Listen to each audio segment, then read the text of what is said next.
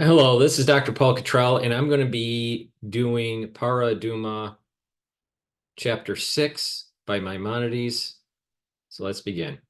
The water upon which the ashes of the red heifer are placed must be drawn only with a container and only from a spring or flowing river, as Numbers chapter 19, verse 17 states, and he shall place upon it living water in a vessel. Placing the ashes of the heifer on the water that was drawn is called sanctification. The water on which the ashes are placed is called mie chatas, and sanctified water. Scripture, Numbers chapter 19, verse 9, refers to them as me nida, sprinkling water.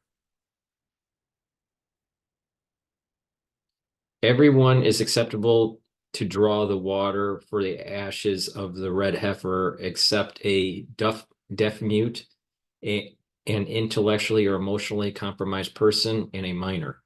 Similarly, everyone is acceptable to sanctify the water except a deaf mute, an intellectually or emotionally compromised person, and a minor.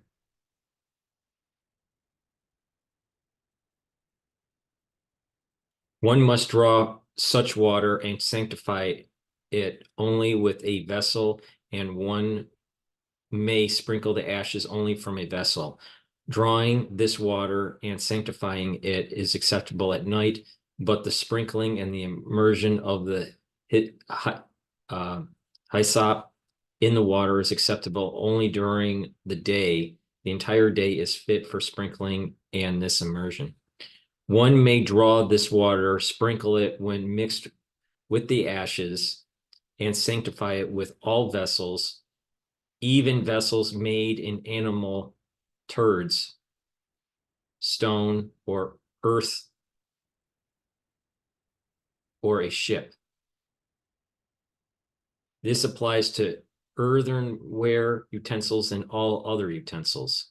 One may not, however, draw this water, sprinkle the water, or sanctify it with the walls of a vessel, the base of an earthenware distributor of water, the ceiling of a jug, one's hands, an eggshell, or a trough within a natural rock. One may, however, use an egg made by a potter because it is considered a vessel made from earth. We may not sanctify with the base of a wooden vessel, that of a glass vessel, or that of a bone vessel, unless they were smoothed down, repaired, and made into a vessel in their own right. Similarly, if the ceiling of a jug was fixed to serve as a vessel, one may sanctify the water with it. The ostrich egg is acceptable for sanctification. Needless to say, it is acceptable to be used to draw this water and sprinkle from it. When a utensil was attached to the earth or to rock, even if it was attached with lime, one may sanctify in it or sprinkle from it. The following laws apply if one made a border of clay around such container, and the water in the container was filled beyond its limits until it is held within the border. If the border remains intact when the container is moved, the water in it is acceptable. It is as if it is in a container made from earth. If not, it is as if one formed a border of clay on a rock or on the earth and filled it with water. This would be unacceptable because the water is not a container. When the earthen container has been perforated to the extent that water would enter it, one may not draw this water to sanctify it. If, however, its hole is smaller and the water will leak out, but will not enter, one may sanctify with it. Even a container, I'm sorry, when a container has been perforated from below and plugged, closed with rags, it is invalid. The rationale is that the water in it is not resting on the base of the utensil, but on the plug. If it was perforated from the side and plugged, it is acceptable to draw the water, sanctify it, and sprinkle it using such a container. When someone splashes water from a spring with his hands in his or his feet or with shards, causing them to enter a barrel, the water is unacceptable to be used for a red heifer because it was not drawn with a utensil. Even if one placed the barrel in the water and pushed the water with his hands or feet or with vegetable leaves so that it flows into the barrel, it is unacceptable. Similarly, if one submerged articles into water so that the water would rise and flow into the barrel, it is unacceptable. If one did the above with the leaves or reeds or nutshells, the water is acceptable.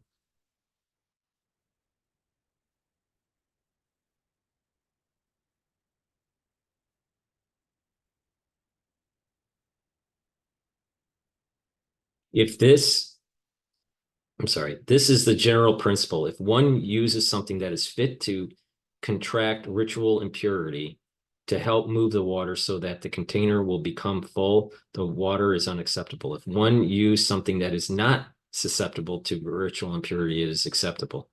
If one causes a spring to flow into a vat or into a pool and then drew water with a container from that pool or vat, it is unacceptable. For at the onset, one must draw water from the spring with a container. The Great Sea is considered like a mikvah and not like a spring. Therefore, water to be sanctified may not be drawn from it. Water from all the rivers is unacceptable to be sanctified to serve as the water for the ashes of the red heifer. Other seas or lakes are like springs. Water that flows out from other seas is called running water and is unacceptable. Water flowing from a stream is considered as a stream itself and is acceptable. Spoiled springs and lying waters are unacceptable. The following types of springs are termed spoiled: salty springs or hot springs. Lying water refers to springs that sometimes flow and sometimes run dry and are arid. Even if they run dry only once in 7 years, they are unacceptable. If, however, they run dry only in years of drought or less frequently than once in 7 years, or their waters were at times abundant and at times sparse, but they do not run entirely dry, they are acceptable. When a stream is first discovered, it is deemed acceptable. There is no need to see whether it will run dry in certain years. Swamps in the waters like those of the Jordan and the Yarmuk are unacceptable because they are mixed waters. This is what is meant by the term mixed waters. Water that is fit to be sanctified that is mixed with water that is unfit. Water should not be drawn from such a mixture when, by contrast, water that is acceptable becomes mixed with other water that is acceptable. The water of the two streams become mixed and flow together. Water for the ash of the red heifer may be drawn from them. If the appearance of flavor of water changes, if the appearance or flavor of the water changes because of itself, it is acceptable. If a shard of earth fell into a well and caused this water to become murky, one may still draw water for the ashes of the red heifer from it. It is not necessary to wait until the water clears. If a flow of rainwater falls into it, one should wait until the water becomes clear. It is acceptable to draw water for the ashes of the red heifer from an irrigation canal that brings water from a distance, since it originated in a wellspring, provided one is careful that a person does not interrupt the flow. Were that to happen, one would be drawing water that originated in a wellspring but was interrupted. This is not acceptable. That is the reading for chapter 6 of Parah Adumah. Please subscribe to my channels. I have 3 channels on YouTube, Brighteon, Bitchute, and Rumble. All the links are in the description of this video. Also, please go to my website, the-studio-reykjavik.com. If you would like, you can donate through Stripe, PayPal, or buy me a coffee on my homepage and my website at the very bottom. Or you can also be a paid member for my Patreon channel, and that way you can help to support my work. Thank you for listening, and have a nice day.